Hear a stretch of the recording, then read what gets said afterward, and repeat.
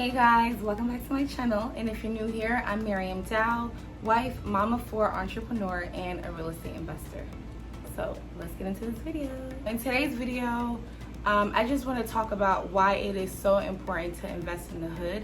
There's gold in the hood. As I started looking at more and more properties, and then I started to look at the ratio, how much does it cost for you to buy the property as opposed to how much the rent is.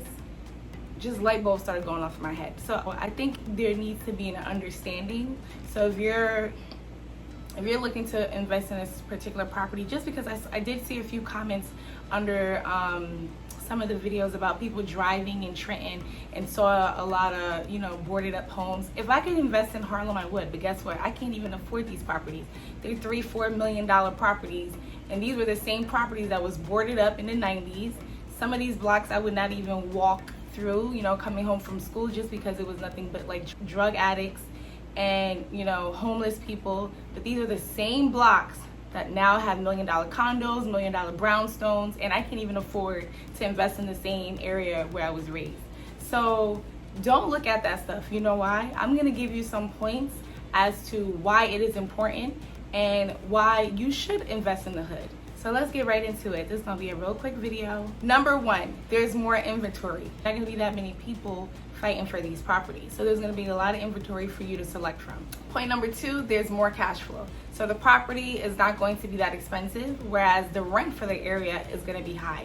Normally in poor urban areas, the rent be crazy. There's more cash flow with properties in urban areas. I'm gonna do a video on all the numbers on the property that I bought in Trenton, but you're definitely gonna understand a little bit more where I'm coming from. I bought the property at a low price point, but the rent that I'm getting back is a crazy ROI. So we're gonna have a video exclusively on the numbers, so stay tuned for that. Point number three is goes with point number two. The price points are lower, so this gives investors less money to invest in these neighborhoods. So you don't need that much money to invest in these areas because the price points are lower. Don't feel intimidated by the boarded up houses and stuff like that. Have you ever heard of gentrification? That's when a poor urban area is changed by wealthier people who come in, new businesses are attracted to the area, and the whole area starts to change and hold. So don't be afraid to invest in the hood, is where a not so desirable place then becomes desirable. So in Harlem, I'm just gonna keep going back to Harlem because that's what I know, that's where I was raised. The properties that, that was around us was not that desirable, but nowadays it's desirable. They got all these restaurants, all these lounges, hookah bars. It's basically popping, and I'm there every week, so I see it happening. It's crazy. I mean, the amount of money that they want for these brownstones that's like tiny is crazy. But I believe in gentrification. That's why I wasn't intimidated to invest in Trenton. Will I do it again? Absolutely. And we need to also understand, people who live in bad areas, that doesn't make them a bad person. Let's not judge. You're going in there, look at the numbers. Don't look at the boarded up house. Look at the numbers. Look at how much they want for the property. Look at how much you could get for rent. Look at the comps in the areas. Make sure the property is close to major transportation, a bus, a school, something like that.